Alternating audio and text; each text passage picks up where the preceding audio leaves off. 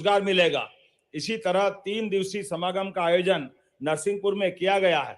प्रधानमंत्री किसान सम्मान निधि, मुख्यमंत्री किसान कल्याण योजना में 1.5 वर्ष में किसानों को कुल 46,700 करोड़ रुपए का वित्तीय समर्थन दिया गया है।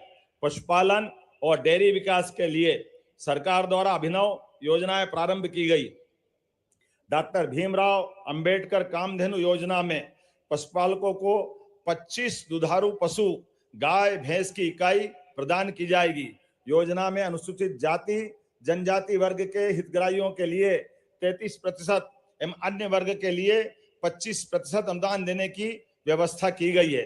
गौशालाओं में प्रति गोवंश दी जाने वाली 20 रुपए की राशि को बढ़ाकर 40 रुपए करने का निर्णय किया गया है। मुख्यमंत्री वृंदावन ग्राम योजना में प्रदेश के ग्रामों को आत्मनिर्भर बनाया जाएगा।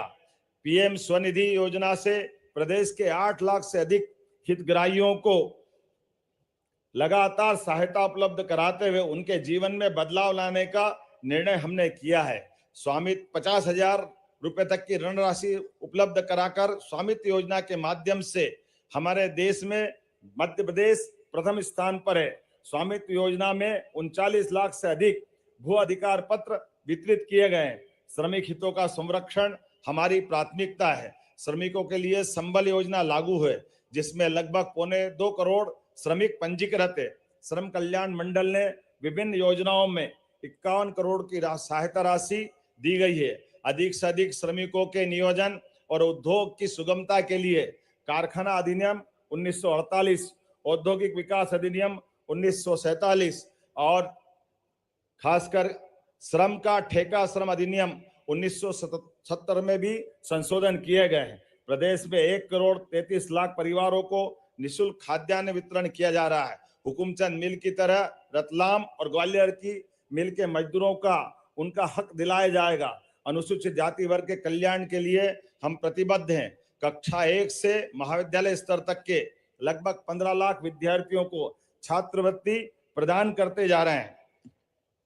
अनुसूचित जाति के साथ साथ सभी वर्गों के कल्याण के लिए जिस प्रकार से हमने काम किया है, अनुसूचित जनजाति के समग्र विकास और कल्याण के लिए धरती आबा जनजाति ग्राम उत्कर्ष अभियान की शुरुआत की गई है। भगवान बिरसा मुंडा सहित जनजाति नायकों की गौरव गाथाओं को शैक्षणिक पाठ्यक्रम का हिस्सा बनाया गया है।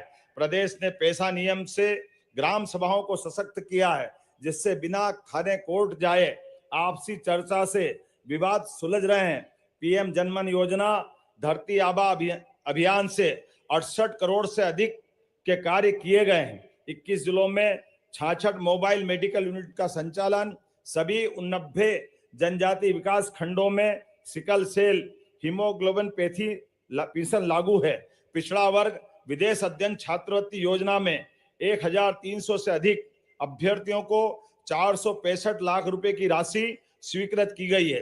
प्रदेश में लोक निर्माण से लोक कल्याण का लक्ष्य रखा गया है। आगामी 5 वर्षों में प्रदेश में नर्मदा प्रगति पथ, विंध्य एक्सप्रेस वे, मालवा निमाड़ विकास पथ, अटल प्रगति पथ, बुंदेलखंड विकास पथ, मध्य भारत विकास पथ का निर्माण भी कराया जाएगा।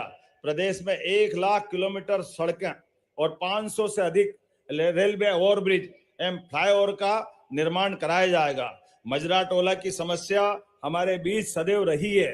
एक तरफ बड़ी सड़कें बनती है, ऐसे में छोटी छोटी बसाहट छूट जाती है। ऐसे में मजरा टोला में सुदूर बसाहट को भी मुख्य मार्गों से जोड़ने के लिए 30,000 किलोमीटर से अधिक सड़कों का निर्माण का लक्ष्य भी हमारी सरकार के द्वारा रखा गया है। जल जीवन मिशन के माध्यम से प्रदेश के ग्रामीण अंचलों में 78 लाख से अधिक परिवार, 19,000 से अधिक गांवों के प्रत्येक घर तक नल से जल की आपूर्ति सुनिश्चित की गई है। मध्य प्रदेश में 55 लाख हेक्टेयर क्षेत्र में सिंचाई हो रही है। उल्लेखनीय है कि ये सिंचाई केवल 20 साल के दरमियान हुई है। खास करके पिछले 1.5 वर्ष में 7.5 लाख हेक्टेयर की सिंचाई का रकबा हमारे यहाँ बढ़ा है।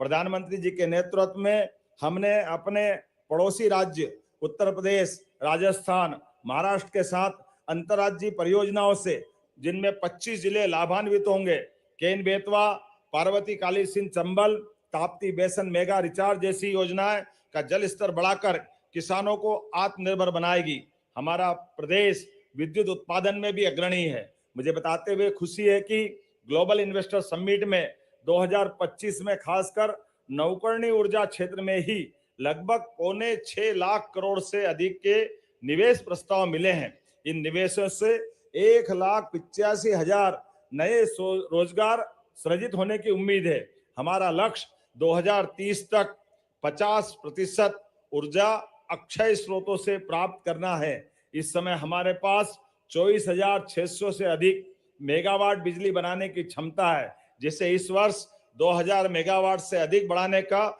लक्ष्य हमने रखा है। 2 दिवसीय खनन कॉन्क्लेव में 11 औद्योगिक संस्थानों में 19,650 करोड़ रुपए के निवेश प्रस्ताव हमको प्राप्त हुए हैं। अपने सिर पर छत और अपना आंगन खासकर हर व्यक्ति का सपना होता है। प्रधानमंत्री आवास ग्रामीण योजना के तहत मध्य प्रदेश ने 49 लाख से अधिक स्वीकृत आवासों में से 38 लाख आवास पूर्ण कर देश में द्वितीय स्थान हासिल किया है। जनजाति कल्याण के प्रति हमारी प्रतिबद्धता है कि हमने पीएम जनमन योजना में प्रदेश देश में नंबर 1 पे आया है। योजना में 1,83,000 आवास स्वीकृत कर 76,000 आवास पूर्ण कर लिए गए हैं। प्रधानमंत्री आवास योजना शहरी अंतर्गत 8 लाख से